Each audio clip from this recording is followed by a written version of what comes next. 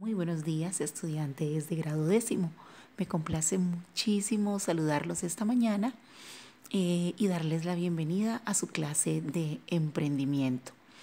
Hoy vamos a continuar con nuestro tema relacionado con la empresa y básicamente vamos a hablar de las funciones de una empresa antes de tocar el tema de los pasos que hay que dar para poder crear empresa, especialmente aquí en Colombia. Debemos saber primero que todo, o tener bien claro primero que todo, qué funciones desempeñan las empresas. Entonces, vamos a entrar en materia de una vez.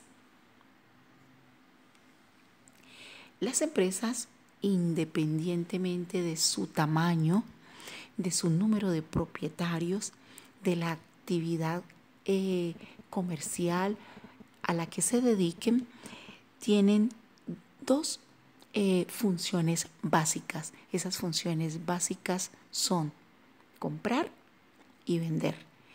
Y eso lo observamos desde el comerciante independiente, el vendedor ambulante, pasando por el tendero, pasando por la pequeña y mediana empresa y hasta llegar a las grandes multinacionales.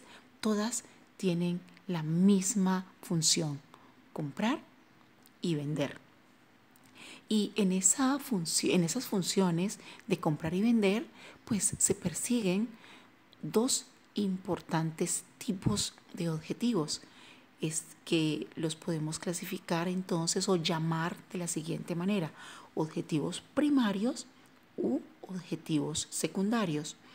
Denominamos objetivos primarios o de primer nivel a aquellos donde la empresa lo que hace es perseguir sus metas, ¿sí? Las que se planteó básicamente cuando dio inicio o puso en marcha su proyecto empresarial como tal.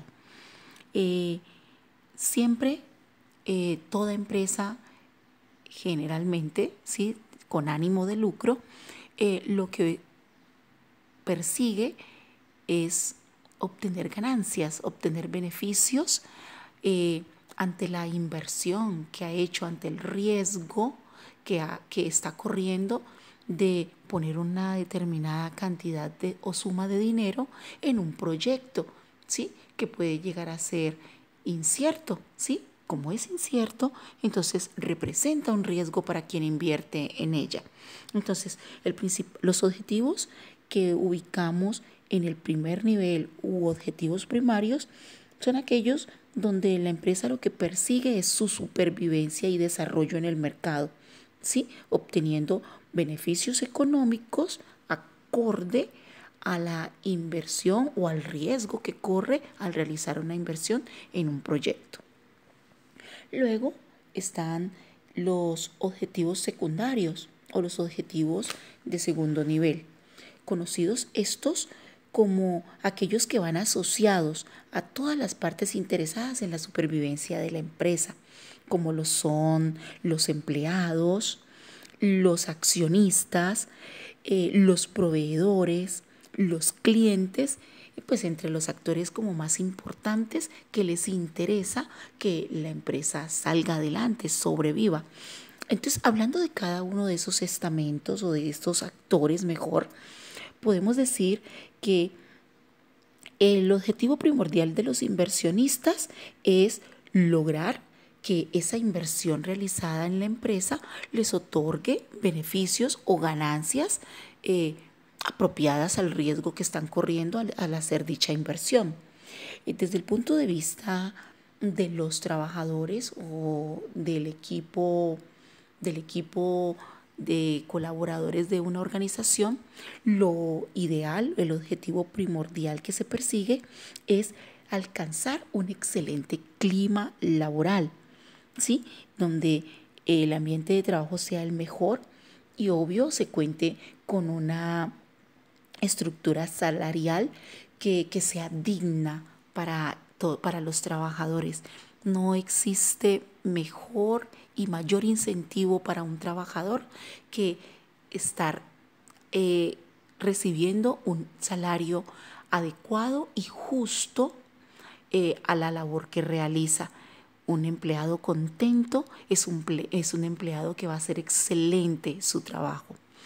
Desde el punto de vista de los proveedores, pues el principal objetivo que se persigue como empresa es que los proveedores tengan la seguridad, tengan la certeza de que como empresa se le va a cumplir oportunamente con los pagos de las facturas que representan la provisión de artículos o de materiales o de mercancías que ellos hacen a la empresa o a la organización como tal para que pueda realizar su actividad económica. Y luego, sin ser menos importante, pues están los clientes, que obviamente son el eje fundamental por el cual las empresas existen. El objetivo primordial de toda empresa es satisfacer las necesidades de ese grupo de clientes a quien está dirigida su actividad económica. Entonces, es muy importante tener esto claro, tenerlo bien presente en el momento de formular los objetivos por los cuales mi empresa existe. Además de todo lo que ya se ha dicho, es importante que la empresa tenga muy buenas relaciones con el resto de la sociedad en la cual ésta se encuentra impactando a un determinado grupo de personas o a un determinado grupo social. Además de ser también amigable con el medio ambiente. Esas son como las principales metas que se fijan las empresas para poder tener éxito en el mercado en el cual están teniendo su influencia. Para que todo esto pueda ser posible, las empresas necesitan de un recurso supremamente importante, al que se le da el nombre de capital. Estos bienes de capital son bienes que pertenecen a la empresa y que los podemos dividir o clasificar en dos grandes grupos: capital no corriente y capital corriente. Se denomina capital no corriente, o contablemente hablando también se le llama activos fijos. Está representado por todos aquellos bienes de propiedad de la empresa que permiten que ésta realice su actividad económica de la forma más eficiente. Está representado por las máquinas, los equipos, los muebles, los programas, los vehículos, herramientas, etcétera. Todo lo que la empresa necesite en cuanto a productos físicos, muebles e inmuebles. También hace parte de las edificaciones, los terrenos, toda la infraestructura donde funcionen las oficinas, pero también donde funcionen las fábricas, donde se lleva a cabo el proceso productivo. Todo esto hace parte de los activos no corrientes de una empresa, que también los podemos llamar como la inversión que hace la empresa para poder desarrollar su actividad económica. Entonces a esto se le da el nombre de capital no corriente, ¿sí? Bienes de capital no corriente. Y a los bienes de capital corriente se le conoce como esos bienes de propiedad de la empresa que estamos reemplazando de manera más constante o que circulan permanentemente dentro de nuestra empresa. A ellos hacen parte el dinero en cualquiera de sus formas, llámese dinero en efectivo o dinero plástico. En la forma en que esté representado el dinero, este mantiene circulando permanentemente en la empresa, entra y sale, de acuerdo con la actividad económica que la empresa realice. También a este grupo pertenecen las mercancías, los implementos que se utilizan en la empresa para poder desarrollar las labores de oficina y administrativas, papelería, bolígrafos, etcétera, que se tienen que estar reemplazando o sustituyendo permanentemente o abasteciendo de ellos permanentemente a medida que se vayan agotando. Y estos entonces hay que hacerlos más periódicamente dentro de la empresa.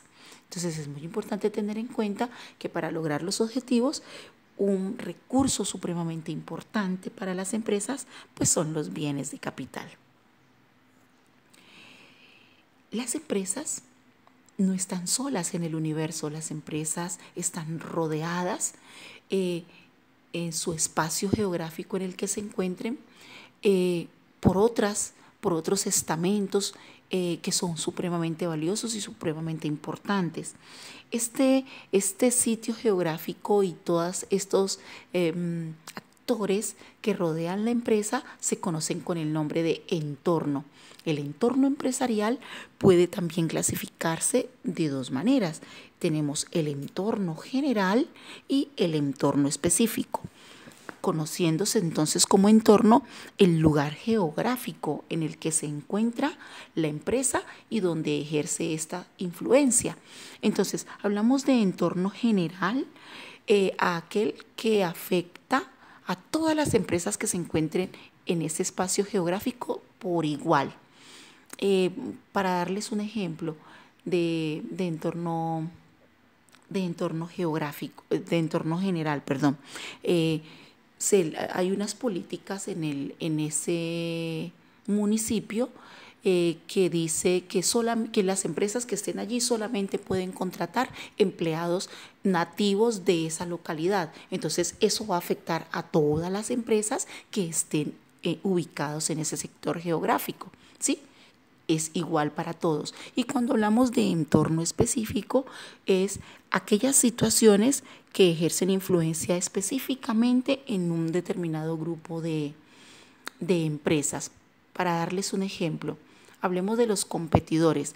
La competencia de una panadería no es la misma competencia de un colegio, ¿sí?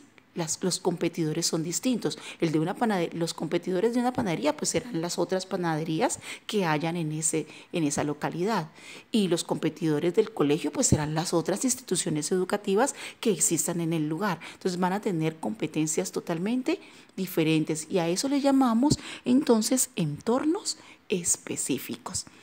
Es muy importante tener claros estos conceptos para que cuando estemos organizando o haciendo nuestro plan de proyecto empresarial, esto lo podamos ejecutar de la mejor manera. ¿Por qué? Porque los conceptos están plenamente captados,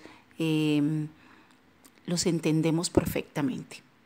Bueno, queridos estudiantes, después de esta pequeña exposición, ya les voy a decir qué me van a hacer con esta información que les acabo de exponer. ¿De acuerdo?